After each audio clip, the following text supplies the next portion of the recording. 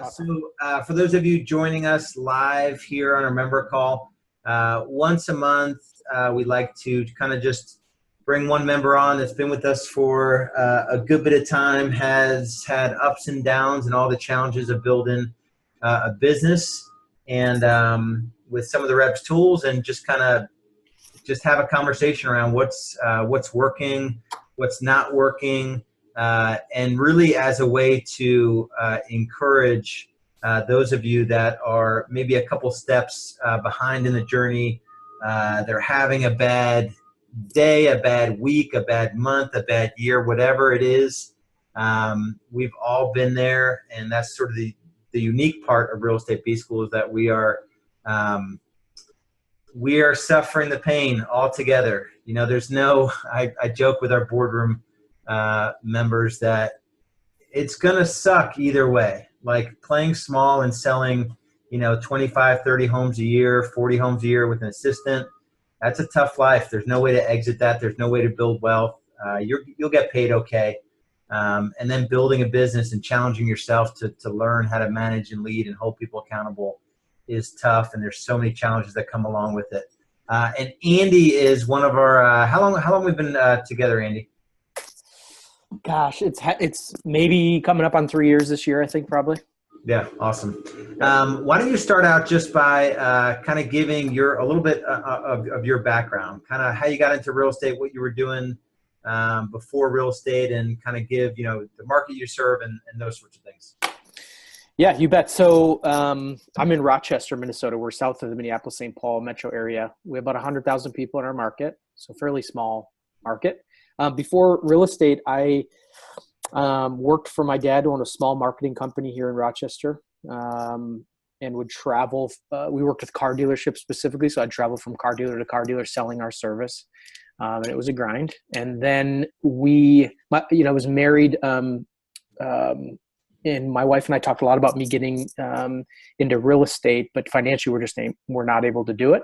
And we came across Dave Ramsey in Financial Peace University, and just living a different way. And, we had credit cards, we had car payments, we had just the kind of the normal thing, or at least what we thought was normal. And we heard all these people screaming that they were debt free, and we didn't believe that was possible. I remember thinking, like, what is this? This isn't real, but it was. We dove deep into it. She was on board, and I got a second job as a limo driver. So I drove limo for over a year, or about a year, back and forth from Rochester, which is where the Mayo Clinic is. And I would drive doctors and people from Mayo up to Minneapolis-St. Paul Airport and back. Oftentimes it was late at night, weekends, whatever. And I also worked, as part of that limo company, I worked for a company called Life Source, where we'd actually deliver surgeons to hospitals in the Midwest to literally extract organs from cadavers and bring them back to Mayo Clinic. So we'd be traveling with a couple coolers in the back of the stretch limo, and I'd be like driving white knuckle to make sure I didn't crash. But yeah, so I did that. That would be calls in the middle of the night where, they'd call up and say, hey, we need you. You got to be there in 30 minutes to pick up the surgery crew. So, that was draining. It was wearing, but we had a mission. We were going to pay our debt off. And once we did, all of a sudden real estate became a possibility in our minds. We talked about it before, and really the plan wasn't to pay off debt to get to real estate. But it's funny how, just kind of all of a sudden was like, well, wait a second, now we can. We had 6 months worth of reserves paid, no debt, and it was time to do that. So I did. That was October 2009, and was licensed then, and just haven't looked back since. So how were the first, talk about the first few years. What did that look like for you? How was your growth? Were you, what did the number of sides look like, the time, work-life balance, the family situation, kids, no kids? Talk about that. Yeah. So our first Noah was on the way when I first got in the business, and it was definitely, time heavy in the business. It just was. It was okay. My wife was a nurse at Mayo. I remember she'd work overnight, so she'd work 12-hour shifts. She would be working 2 or 3 days a week, and then I'd have, if she ever worked a weekend shift during the day, which would happen, I'd have to be daddy daycare, trying to had the baby on this hip, trying to do deals on the phone, on the computer. I remember one time, we joke about this now because he turned out okay, but he turned out great. But I set Noah on the couch, walked away to go do something on the computer, and I hear a thud. And I come back and he's like, I mean, he's literally like 6 months old and he's laying face down on the carpet on the ground. I was like, oh crap. And believe it or not, I didn't tell Ellen that for a while because I was so embarrassed that happened. But that's just kind of you can get the idea of the chaotic nature of our lives during that first couple of years. That first year I did 28 deals. I was at a Coldwell Banker brokerage, did 28 deals, quickly realized that the model there didn't work with the amount of money I was paying them. So I went to a Remax with a desk fee. And second year sold 48. Then I hired an assistant and part-time assistant, got up to the third year was 78, then 105. And that's when I started thinking about buyer's agents because those first 3 or 4 years was just crazy. And, I was motivated to provide for my family. So, making $100,000 over that first year was like $135,000. And like, that was a big deal. I was making 30 grand working for my dad before, and maybe 10 grand as a limo driver. And we were literally living on rice and beans and rice, as Dave Ramsey preaches. I mean, it was spaghetti every night. And so now to go to that, to make $135,000, my wife was making 50 or 60 as a nurse. Like, we were living the dream, but it came with a price. And that was, I quickly realized, I think it was my second year, quickly realized that this wasn't going to work. Like, this is not a long-term thing for me. I tend to be a stubborn person. I tend to be a builder. And I didn't see how I could build this to serve me. I could tell it was going to make me money, but that wasn't, going all of a sudden making 100. I didn't even know what to do with the money. So I didn't need to make 300 because I wouldn't have known what to do with it. 130 was plenty, So I realized, I think that at that moment that, something had to change. The problem is I just didn't know what. And then the idea of a team, and seeing other people starting down that road. And that's when it was kind of the idea was born for me to try it and to start to leverage myself through people. Awesome. Yeah. And what, so talk about in the early days, let's talk about a lot of the mistakes you made when you started to build a team. Because I think a lot of those lessons are really valuable for others. Any sort of memorable kind of miscues, hiring an admin or buyer agents, or spending time on forgetting to sell? I mean, all these things, I made all those mistakes, but what kind of went sideways in those early days of building a team? Just a ton of things. We could talk all hour about this for sure. But, some of the things that come to mind looking back on it now are my approach. My approach was that my team was there. I was not a leader. My team was there to serve me. And that approach didn't keep people around for too long. They were successful because it was all about me. As soon as they knew how to do it on their own, it was all about them, and they left and went and did it on their own. I didn't build them, coach them, teach them as a leader. I did that. And I think it was clear in their minds that I did that so that they could serve me. And so looking back on it now, knowing what I know now, what I've gone through, losing people and dealing with some of those things, you look back, and that's definitely a lesson that I've learned. I didn't handle that correctly in the beginning. But definitely, it's all the stuff. There were people on my team that shouldn't have been on the team. We didn't have systems. I remember kind of the running joke with our business was, that it was just a mess. It was just an absolute mess. Nobody knew what they were doing. When a contract came in, it's like, what do we turn it in? Who gets it? What are they doing with it? Who's calling this person? Who's not? Just an absolute mess. And all the while I'm still in production at that point. And it just was chaotic. That's when, we kind of got involved in B school and kind of put our heads down and got to work in building out the systems. We had a good market brand here, kind of a household name. We were lucky enough to, have that. And so the business was there. People were calling us, leads were coming in. We were lucky, but it was just a mess behind the scenes. And the year so built that. I was going to say that the year you did 105 sides, how much of that production was that all yours at that point? And then you brought on a buyer agent? Most of it was, I think, most of it was that year. And then I did bring in one buyer's agent at that point. Yep. And then that full year of 100 sides, did you have an admin for that full year? We did. Okay. Yeah. So there's 3 of us, an admin, myself, and my buyer's agent. Got it. And what year was that? That would have been 10, 11, that would have been 2011, 2012. Okay. 12 or 13. Yeah. So 2010 was 25, 2011 was 48, 2012 was 78, 2013 was 105, and 2014 we only went up to 112. And then we went up to 213 the next year. So we did 100 more deals once we got our systems, kind of figured out. So talk about that. And it reminds me of another one of our members, Dave Hook. He consciously, he didn't measure growth only by the number of sides. He measured growth by the number of systems he can build into his business in a year. So talk to me, was that year of building the systems a frustrating year? Did you know you were going to be able to leapfrog after that? Talk about that. And then also talk about the maybe top 3 systems that you implemented at that point. Yeah. Okay. So, systems was difficult for me. It didn't come naturally to me. I'm naturally more just of a salesperson, although I am a fairly high C. So I like things organized. I just don't want to have to build it all. I can see it in my mind. I just want to sit there and figure out and work through the problems that come whenever you build a system and working through those.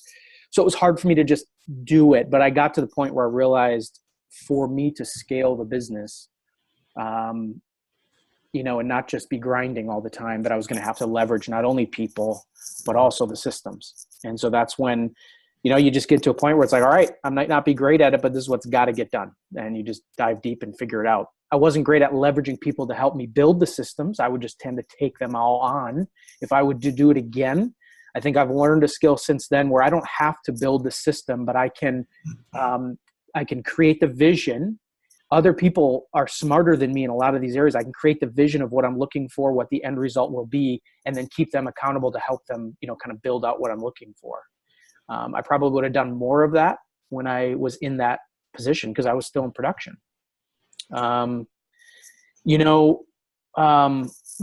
of the systems, I think in that scenario, we had a lot of seller leads calling us and I was handling them all. So I didn't feel it was chaotic. I felt like I could handle it. The buy side was where there's a lot of chaoticness. I think that some of the key systems we built were just a lead management and protocol system. When a lead comes in, what do you do with it? Getting myself and the agents to understand that not every lead is the same, and that long-term follow-up is where the money is oftentimes made. And we were missing that because, like most agents, we'd call once or twice, and that was it. So creating a system around that and the accountability around it, I think, was probably one of the biggest reasons we went from 112 to basically 100 extra transactions at 213 roughly the next year. And then it's one thing to manage the lead and have a system to manage it, but then the accountability around that. I remember the morning huddle being such an important part of our routine, and it was the not so fun and glamorous part of the job, but it was that day in and day out doing it. It was shooting the free throws just over and over and over again, and tracking it, and how many went in and how many did I take and from what foot. That's what a professional does, even when especially when nobody's watching. And so it was those morning huddles and having it. I remember we had just had it on. In fact, we still do the exact same thing. We still have the exact same whiteboard where everything's entered into CTE and online, but literally we all stand up in a huddle in the mornings and we write it out on a marker, and everybody has to say out loud what they did. There's something so powerful about that public cadence that we just can't get if we're sitting behind a screen entering our numbers. So we've always kept that because I think that was one of the most powerful, parts of our growth. So. And even now, we recognize in our business that it literally is the same things that took us from 50 to 100 to 200 that are going to take us from a few hundred to a few thousand. And it's the efficiency on the opportunities that you're given and the pretty monotonous cadence that's required for a really professional approach to something. There's that book by Stephen Pressfield, Turning Pro, which the pro just shows up no matter if he lost the day before, if he won the day before. He's there at 5 a.m. ready to do the work. So it's really, really cool. And I would say I've seen a lot of teams, team leaders, as they scale, get away from the things, including myself, get away from the things that led them to that early success. So the fact that you kept that one thing in your business where, you know, we used to do the same thing. We used to have daily activity records turned in by 9 a.m. the next day from the day before. And at some point, you know, when I was exiting the business, I got away from that part of it. And, you know, that who as a salesperson, who wants to stand up and say, you know, 5 days in a row that you talk to 3 people, you know, that day? Yeah. You know, you're just not going to do it. Or if you do it, you're going to be off the team pretty quick. For sure. Yeah. Yeah. Yeah. It's been key. And the other thing I would say that I've used ever since getting started is just like a daily, like a dominate your day or a top 5 and 6, like some way for me to extract the most important activities that I can do to impact the business every day and separate those from the to-dos. Because as we grew a business, the more, okay, now the customers weren't calling me, but my agents were. This problem, that's not working. This isn't working.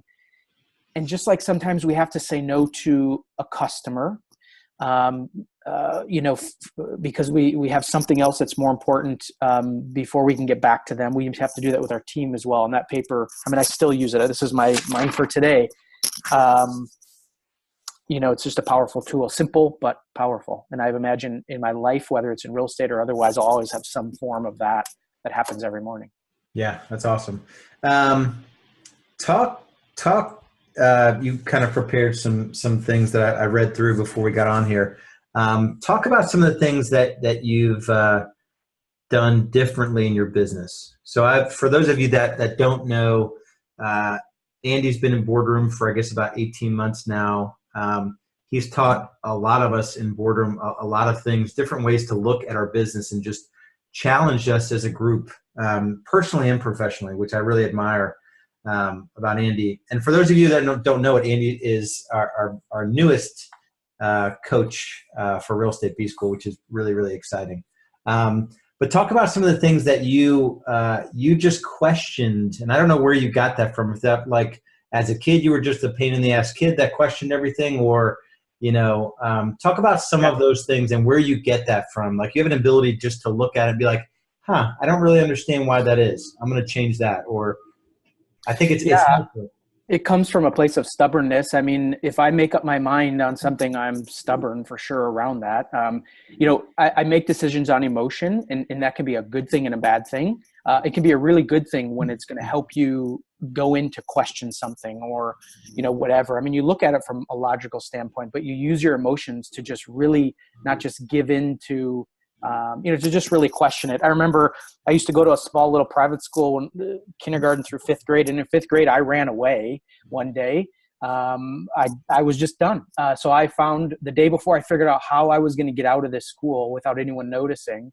And so I did that the next day, went to a guy's house. I already knew where it was going to be because every time my parents would take me home, he'd be outside in his garage. He was an old dude who'd like sit and smoke cigars in his garage, and the garage door is always open. So I'm like, that's where I'm going. And I went there, used his old, like the circle thing phone with the thing, and called my dad. I'm like, you need to come pick me up. I'm not going to the school anymore. And it was just because of the rules and it was so strict and so like, this is how you're going to do it. And if you don't, and I didn't like it.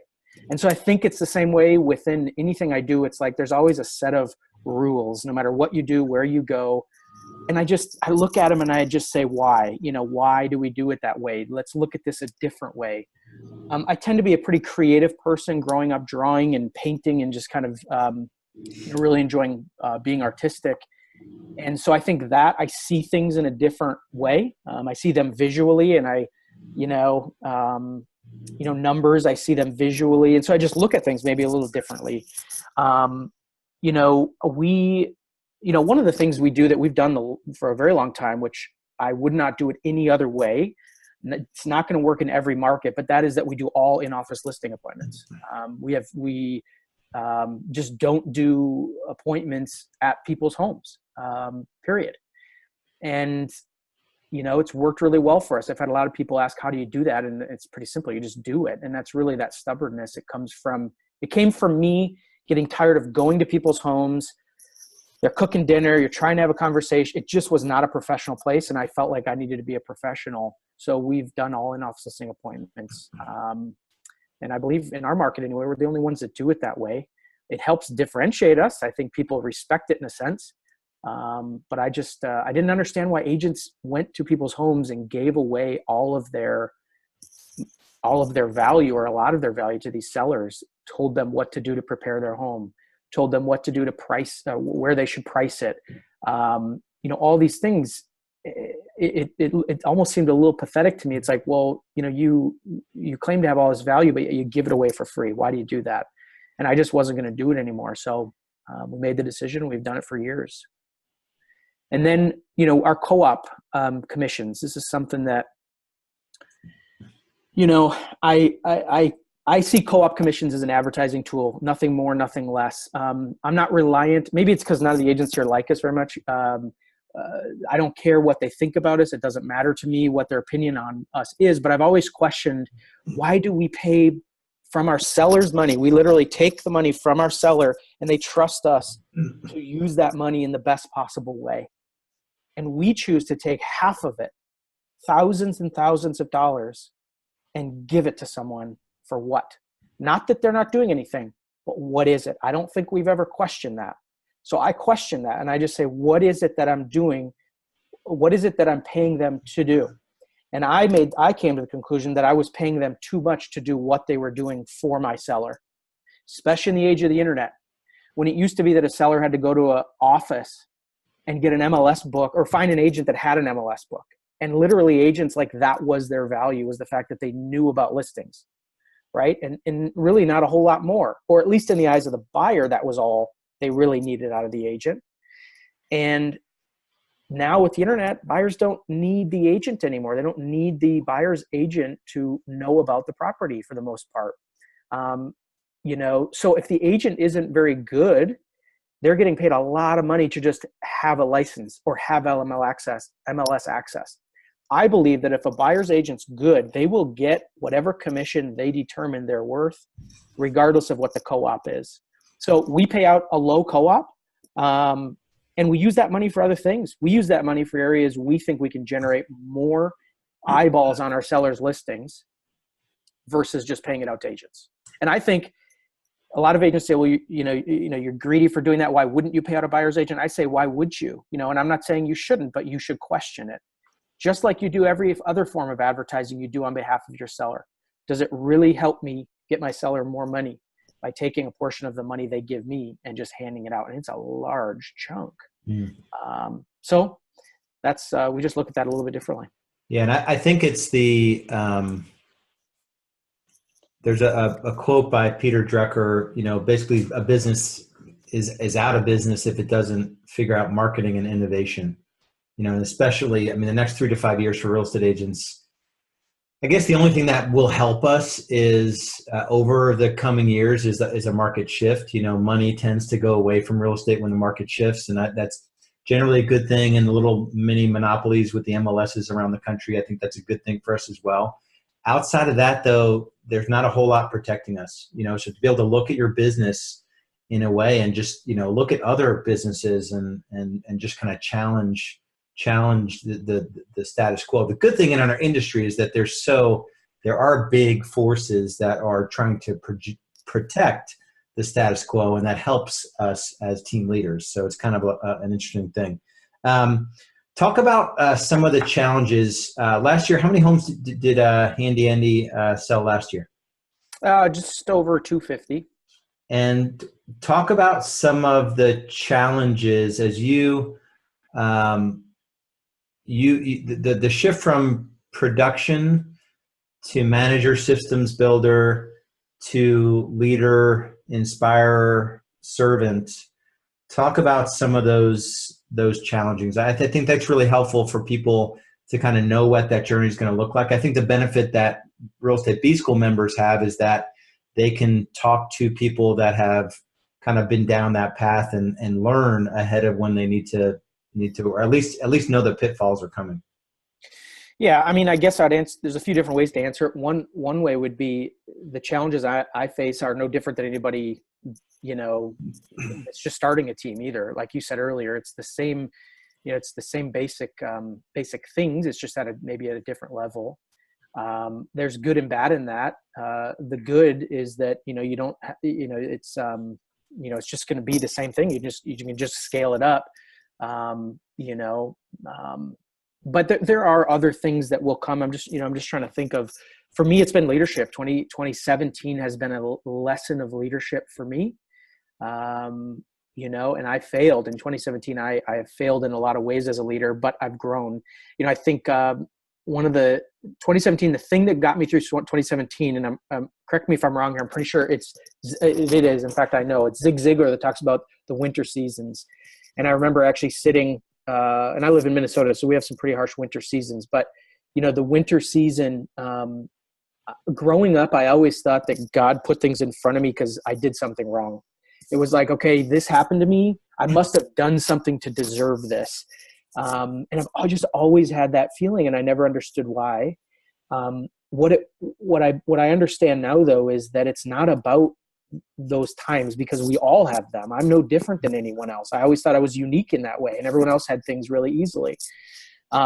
It's just that, you know, through those winter seasons, you're prepared, and you are, you know, you're forged, and you become who you are. And that, you know, I'm grateful for.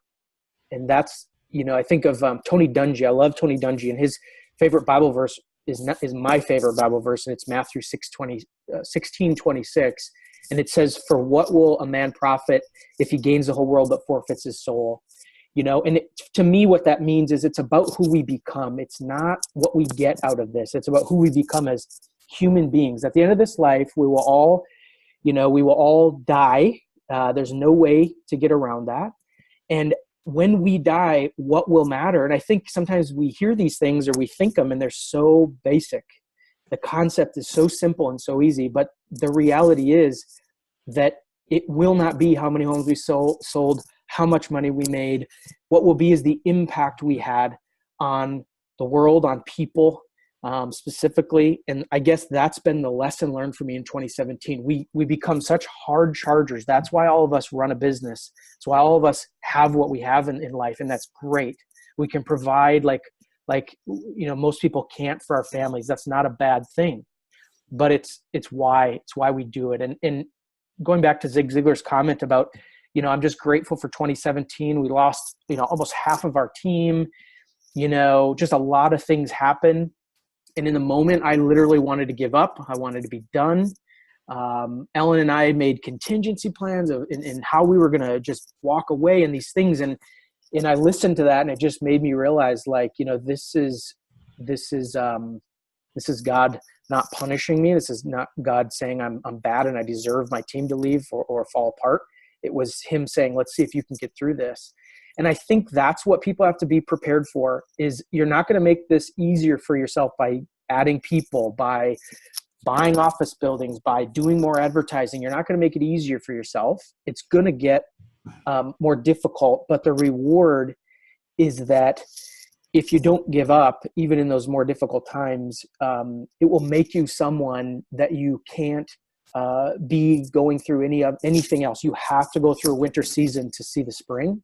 And so now I look at winter seasons differently.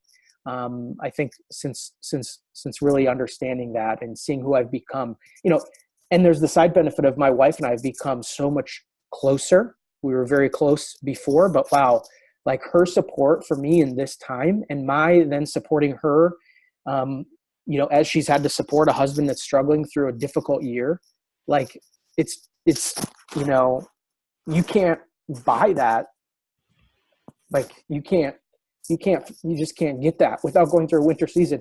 I'm so grateful for that winter season, you know? And 6 months ago, I could have told you I wanted to walk away and this is horrible. And now I'm like, my heart is full because I was able to go through that and become who I am. I can't wait for the next one. Like, who am I going to become? How can I impact more people? And what's amazing is the flowers are just starting to bloom in my business right now, and I can feel it. Like, you know how on a warm, like winter day, well, what am I talking about? It's like warm every day where you're at, but where I'm at, I was outside this weekend and it was like 35 degrees outside and the sun was shining, and we're all just like, oh, like let it shine on us, because you can like feel the spring in the air. And I feel that here in my business. We're seeing it in the results, the relationships here in the office, and I'm just a different person because of it. So my encouragement to people would be, it doesn't matter what winter season you're going through, what challenge you're facing, you can't give up. And that if you push through, the spring season is waiting there for you. It's more about who you're going to become through this process and what you're going to get out of it. So, yeah, that's awesome. There's a really good book. I'm going to talk about it on our boardroom day. Bob Buford. Have you read his book called Halftime? I have not. It's really good. It talks about, from success to significance. And then the follow on is a book called Finishing Well. And I think you're like 10 years younger than me, but I had this moment, when I turned 44, I'm an even numbers guy. So I'm like, all right, 44, 66, 88, 88th birthday, I'm definitely going to die. And I plan to live longer than that, but I'm seeing it as 4 quarters. So literally halftime. And I don't know how I came across the book. But it talks about that, that it's a really, if you look at your life just as accumulation and just conventional success, it's going to be a really kind of a lonely existence versus, feeding into others and looking at life's challenges as, opportunities to grow. And really when it comes down to it, and you and I share similar spiritual beliefs, but when it comes down to it, how did I make a dent for the kingdom, here on earth? And all the other stuff is really cool, right? Live in a nice house, go on nice vacations, and but really just to slow down and look for those opportunities, and as hard chargers, it's really opposed. You and I had a similar journey where people weren't loyal to me because I was using them as a tool to grow my business, not as using my business as a way to serve them. And it's such a radical, I wish I would have known that much earlier, and now being in coaching for 4.5 years, I see it in other people, and it forced me to see it in myself going back, 6 or 7 years. And team members can sense it, that they're literally, I had some tough conversations, with team members that, just flat out called me out on it and said, it's really, it used to be, or I felt it was more of a connection or a relationship. And now I just wonder if it, if it's only about the growing the business and the numbers. So, huge lesson. I know it's super deep, and I know you guys just want tactics and show me how to, sell 100 more homes next year. But this is really, really good stuff. Got a couple questions. Talk about the format of the huddle. So Mo says he worked in a software development company. He said, 3 things on the huddle they used to cover: what we've done, what we're going to do, and what's blocking us. Is that what's the cadence of your morning huddle? Yeah, so it's pretty simple, but tends to be pretty powerful as long as I bring the energy. I had a different person in this role as a sales manager for a while, and it was a drain on the agents. They weren't showing up. They were showing up late. So it's not even. I would make sure that that everyone understands. It's. I think the agenda, you can make it whatever you want, however you think your team will benefit most from those 5 to 15 minutes. But the energy is what is going to make it worthwhile. Our agenda is very simple. It starts with just positive focus, good news. And I Googled like huddle, and there was a company that used like a ball, and something about having an object that you're throwing around the room and people are holding on to when they're speaking. Not only does it feel like they get permission to speak, but everybody else quiets down and looks and pays attention because that ball might throw to them next. So we literally throw the ball around the room. It's just a little Nerf football. And good news. And I just throw it to whoever I want good news from. I'll say, all right, that's good news from the weekend. And they have to catch it because otherwise it's going to smack them in the face. And now they caught it. Now they got to talk. So because that's always a difficult thing. And I know it's difficult for me when I get on my calls with you, Lars. Sometimes it's like, all right, Andy, positive focus. I'm like, it's like our brains are stuck on the problems. And that's what agents tend to do if we don't get them into positivity. So, and I believe that's a powerful tool. So we use the football. It's really quick. We're talking 3 to 4 or 5 minutes on good news, personal or professional. And then we hit our whiteboard. So we report our numbers. You could use a TV, you could use whatever, but we again, I think there's something powerful about them yelling out to me, what did they do the day before? So they all have their one-page activities tracker from the week, and they just say the day before's numbers. How many dials they made? How many people did they speak to? How many appointments did they set, met, sign, close, so on and so forth. And then at the bottom, is it entered into CTE, yes or no? If it's not in CTE, everyone stops, and we all look at the person who didn't enter into CTE, and they go enter it into CTE right there on the spot. And I asked them, I'm not going to get too much off topic here, but I asked them, I was having a hard time getting them to make sure CTE was updated. And I asked them for help on figuring that out. And somebody mentioned that. And it was something about it being their idea, that I was no longer the mean person who had to call someone out. They're calling each other out just because I asked them. Instead of me having to figure out how to handle this, they understood it was important to me. They wanted to help me, and they came up with that solution. And it works. People entered into CTE now. And then the last 5 minutes is stuck issues. I don't typically solve the issue there unless it can help everybody to hear about it. Otherwise, I say, great, why don't you come see me at 1 o'clock and we'll deal with that, or we'll talk about it in our one-on-one on Thursday or whatever. So that's it. It's 5 to 15 minutes, depending on how much info we have to go over. And good news, numbers, and stucks. And then we do go into, after that, we do a 15-minute role play. And then they're doing their hour and a half of prospecting. That's every day, Monday, Wednesday, Thursday, Friday. So it's 4 days a week, huddle, role play, calls. And it's 8:33 to 10:30 every those 4 days. Awesome. How about recruiting? Any advice? Scott made a comment here, and there's a couple questions in here. I think it could be a limiting belief, because we're in a similar market. We've just sort of adjusted our recruiting to not just look for real estate agents. But any advice on recruiting and just the whole lead generation and marketing approach around recruiting? Well, I mean, we're in the middle of it as well. That's something I've never done very good job at. Most of our people that have joined our team have been past clients of ours that want to be part of something. But that tells me something. It's the story, it's the people, it's what they know about us and what we believe in that attracts them, not the money, not the huge opportunity. Sometimes as drivers and as business owners, that's what all we see. We don't always see what they value. So just be aware of that. I think, how can you tell your story to people so that they are attracted to you? Leveraging your past clients. We're going to look at we've used Facebook lead ads to generate buyer leads off of listings. How can we generate targeted Facebook ads to people that might be high income producing salespeople, that do see that financial opportunity, because they do have to have that drive. One of the things that's worked really well for us, I'm big on like leveraging time and systems and people. And so we've created, we've leveraged the idea of a career night. We do them every other week. I'm in there, and the whole night is me telling the story of our company. It's basically going into a lot of the things that we've already talked about, what we do, how we do it. I don't get too detailed. I talk a lot about my personal philosophies. I talk a lot about core values. What I found is if I attract people that are attracted to those things and I repel people that aren't, I'm 50% ahead of the game already, because I know I'm going to be better at finding those people that do want to be part of that. If they find out those things about you later, you may have hired the wrong person, right? So that's why we do the career night.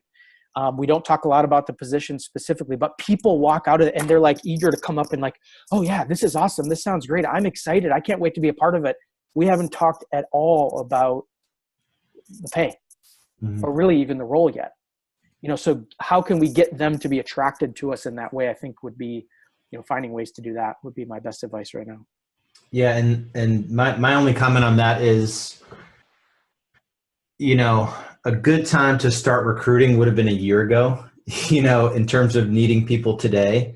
And it is, if I look back on any, not regrets, but just the recurring mistakes I made in my business, it's to not, or not even being aware of it, it's to not treat recruiting like the most important system in your business. And really, when you look at your recruiting, is it set up as a system? Do you have, are you looking for new agents, experienced agents, unlicensed people that are proven in other industries? Do you have ads out there for all of it? Do you have, to your point, do you have follow-up sequences in place for co-broke agents, for your past clients, where you send them a card, at closing, you ask them, hey, do you know anyone looking for a fast-paced career in real estate? There's all these things that you could build into your business systematically. And if we all did them a year ago, and I throw my hat into that as well, we would have a dozen people ready to start, March 1st. So not a good answer, but I'm guilty of that as well.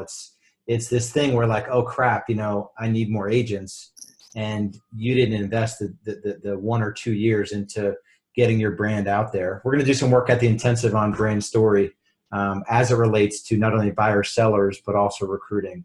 So I think that's one of the most underutilized systems in a business, is how do you attract people that want to be part of what you're building. All right, let's see here. In-office listing presentations, can you cover like the 5 steps on that without spending more than 3 minutes on it? Yeah. It's a whole probably half-day training if you were going to implement it. Really, so there's some other teams that we've taught to do this, and I've gone into their offices, and they have all told me that's not going to work where they're going to do it, but somebody on the team does it and it works, and now they all do it. So it is a limiting belief. That's the biggest issue that I find with people who don't think it can be done. It's a limiting belief. It can be done. If it can work here, it can work almost anywhere. The only caveat to that is large markets where people would have to drive an hour to come to your office. That could be challenging. Maybe you do a third-party location closer to their office. You have satellite, title companies that you can use their space or whatever. But really, the lead calls in. Part of this is typically the agent not taking the call. So an ISA or something handling the call, because then they can play a little dumb. Person's going to say, how much do you charge? What do you think my home is worth? Well, yeah, the agent, Andy's listing partners will be able to go into the details of all of those things with you in our meeting. I find that very few people object. They trust us. They're calling us because, they have interest in working with us. They trust our way of doing things. A lot of them don't know any different. The small portion that do, our FSBO's expired. Maybe they've dealt with something before. It's just a little more work to get them in. But you, just like a buyer consult, you offer value. Why would they want to come see you? And as long as you can offer that value, whatever your value is, then most of them will come in. Have we lost some business because we do in-office appointments? I can't say unequivocally no, but it has to be such a small amount. To me, it's worth it. So that's my only answer to that. Yeah. And we, I think I probably sold, when I was still doing production, probably 15 or so homes without seeing them. Mm-hmm. It worked really well, and then I stopped doing it.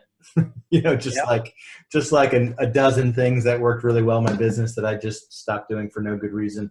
And I think it's something. It's the mindset around it, and also the belief that you can serve them at a higher level by bringing them into the office. Mm. And I can make an argument for both, so it's not, for me, it's not this big philosophical thing, but you really need to be able to say, in the office, here's what we can do that we cannot do at your home. You can see how our business operates, what differentiates us, what, boom, boom, boom. You have to have a dozen things of why they need to come to the office to see you, because you're ultimately going to get them more money, less time, least amount of hassles. All right, cool. Let's see. What's this question here? Do you find any other rather than pay out the same fee to you? Question about the lower co-op fee. Do you find that other real estate companies then pay out the same fee to you, and how do you get a higher buyer agent for your agents? Yeah, it's a great question. And what we're seeing is other agents in our market now, our standard is 3 apples. That's kind of what we see for co-op commission. We've typically paid out 2.5. And so, we're starting to see more and more of that now. There are some brokers, the broker I was at previously wouldn't allow you to pay out anything less than 3. So they still pay out 3. But this goes back to the point of, for the buyer specialist, even on my team, it's like, guys, you're worth what you're worth. You're not worth what the co-op is. And it's getting them to understand that you're worth what you're worth. So we actually charge our buyers 3.5%. So when we sit down on a buyer consult, we have a VIP buyer rep agreement, and it basically says, look, Mr. and Mrs. Buyer, for the services I'm going to provide for you, and you do agree they're the best that you've come across, correct? And you think I'm be able to get the job done for you at the highest level possible and all those things. Yeah. We do charge 3.5%. Now, the good news is you're going to allow us to negotiate that with the seller so that they pay that fee. So there's actually no fee to you. The only fee you'd have to pay is our $7.95 admin fee. The seller is going to pay this 3.5% commission. Sound good? Great. Now, the only thing is that if the seller doesn't pay that amount, you're not going to be responsible for the difference up to 3%. So anything above 3%, you're just giving us the opportunity to ask the seller to pay that on your behalf. If we can't get it, we can't get it. We'll never let it get in the way of you getting the home. We've never had a buyer be upset about that or be concerned about it, because it's like, it's not going to cost me. I feel you're doing a good job, so you should get paid what you're worth. You think you're worth 3.5. I agree. So go ahead and try. Why not? We're just the good negotiators. We can get it in. And then the buyer agent asks for whatever the difference is. If the MLS payout is 2, we don't care. We just ask for an additional 1.5% directly from the seller to be paid on our buyer's behalf, like a closing cost, and they pay that. So it works that way. And it's really just getting your buyer's agents to see that they're worth what they're worth. They're not worth whatever the other agent is willing to negotiate with their seller for a commission. We had one last week where the agent was like, well, I don't think I can get you more than the 2.5. That's all I'm paying out because I only charge the seller 5%. And we said, look, it doesn't matter what you were able to get for a commission. We're paid what we're paid.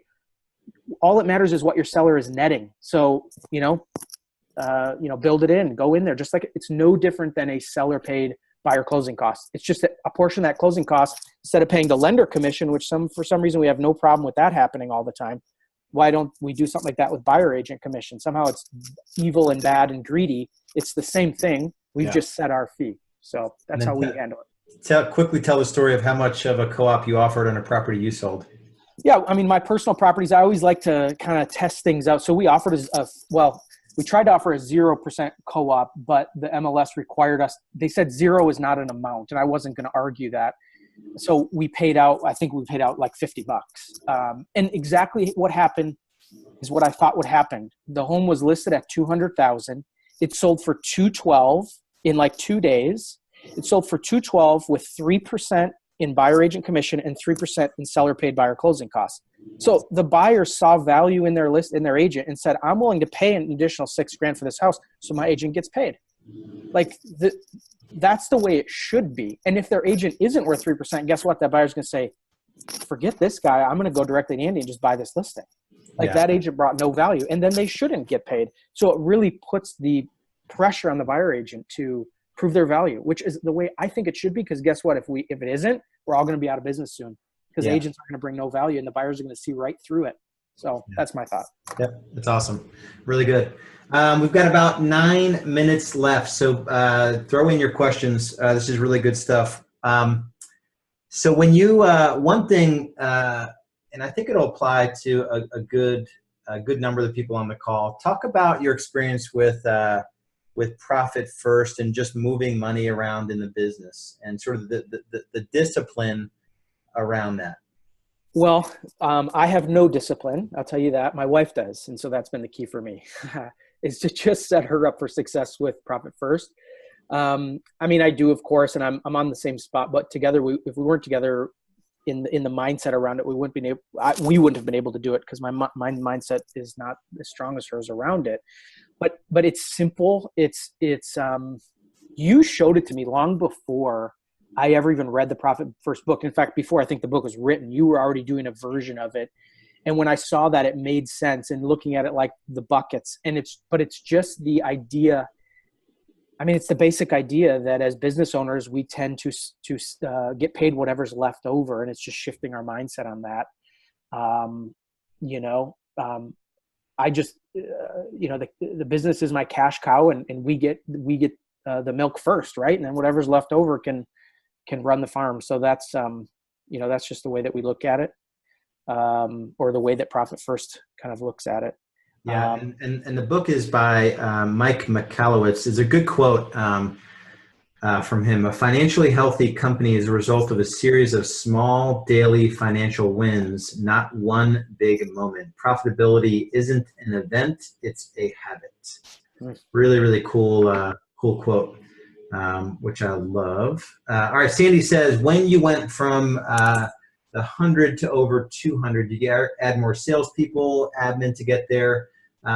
What's the biggest benefit or two to having sellers come to the office? You still have to go out eventually anyway, so curious on the true benefit. So talk first about what to get from 100 to 200. What were the couple of three moves to get there? Yeah, I mean, we added a couple of buyer's agents. I stayed in production, and it was just a lot of it was the two things I talked about, the accountability and then having a lead follow-up system. We just went deeper on what we already had. Of course, we added some leads. We started, increasing our pay-per-click budget and some of those things, but that wasn't necessarily what got us there. It was just the diving deeper on, those basic things. Yeah, and I see that in businesses that are able to scale beyond that 100. With an admin and a buyer agent, 100 units, that's not that hard to get to. And then people tend to get blocked. And I think it's a mental block to get to 200 to 300. The only difference is it's the same exact thing. It's just adding more people and if you don't have the discipline around time blocking and productivity with you and your agents, and if you're not in that productivity with them and you're sort of abdicating responsibility for new business development and just hoping it's happening, I think that's the biggest disconnect, and wanting to get out of production too early. And some of those things I've seen are pretty common. It's just keeping the same cadence that got you to 100 will get you to 200. You're just adding, three agents that'll take a couple of years to get up to 30 to 36 transactions. Agreed. I mean, there's a lot of agents in the boardroom group, and they're doing five. They have the same issues. I mean, it's the same struggles. So, I agree with that for sure. Yeah. And then what's the, are your in-office consults, is it still a two-step, or are you signing them to a listing agreement at the first meeting? Yeah, we are. I mean, we don't go to the home. Our agents don't have to go to the home. I never went to the home when I did non-office listing appointments. I would sell them without seeing them. Now, again, I agree. You got to remember, our market's small. I know the neighborhoods. I know the properties to a certain degree. If it was a really unique property, we would send our runner out to get pictures and bring them back. But otherwise, there really wasn't any need for it. Remember, when you look at the value of a property, you got the triangle. The bottom is location, and then its size, and then the very top is amenities. So I don't need to see every specific detail of their property in order to get a very close price on it. And even if we couldn't set the exact price, the price of their home and what they need to do to prepare it are the only two reasons I would go to their house. They don't need me to do that in order to agree that I'm the right agent to work for them. So that's why I don't need to go to their house. And I truly believe that. In fact, here's the thing. I think we set our sellers up for failure if we go to their house. And here's why, is we will be tempted, and they will be tempted to ask us what we think it's worth. Now we have to tell them, if we don't, we're rude and they won't hire us anyway. But they are tempted to ask us, and now they're going to compare what we said to every other agent. And naturally, as human beings, we just pick the one that sounds the best based on that, not what they're actually going to do to sell the home. So we force our sellers to do this the right way and choose an agent based on what they're going to do to sell the home, not what they think it's worth or what they need to do to prepare it. And we tell the sellers that in the appointment. We explain to them, why we do in-office appointments, and we want to keep you from being tempted to hire an agent or not hire an agent, whether it's us or someone else, but based on what they think it's worth.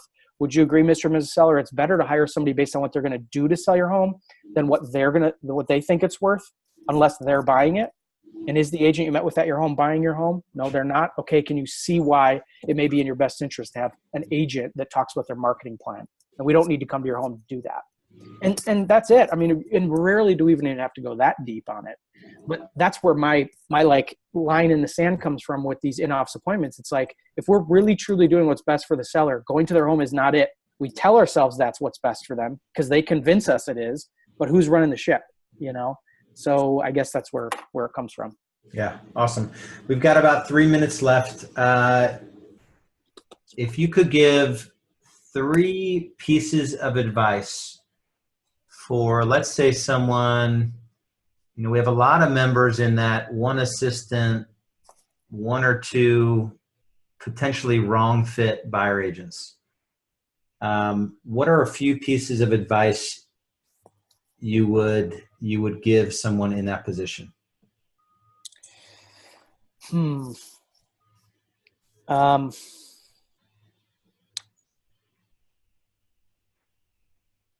Gosh, there's a, I would say, yeah, wow. I would say, don't overcomplicate the growth, as we've been talking about in this call. Don't overcomplicate the growth. You have already the foundation. You have front stage and you have backstage. It's just at a small scale. So now leverage it. And how can we leverage it? More people, better systems, better accountability. And it's there really isn't a whole lot more to it than that. For me in that spot, it was these systems. It was thinking about how can we make our agents and our team more efficient. And efficiency is where you're going to see that leverage and growth, I think. So the other thing is focus on training. I think back to the very first buyer agent I ever hired, and he killed it for me because I spent the time needed to train. Since then, I haven't done as good of a job, and we've been struggling in that area. So spend time. You have the time in this space to create a killer training program because your mind is in it at a deep level right then. You get to my level now, it's like, I don't remember what the frick we were doing when we were a buyer agent brand new. Like, I don't even remember what that's like. So it's hard for me to provide a really good training experience. So document it, create it now. So. And then one thing you said early on in the call, I think everyone could learn from, I know I did, was really the potential impact that you'll have in one of your team members' lives is more significant than potentially anyone that will ever come into contact with them.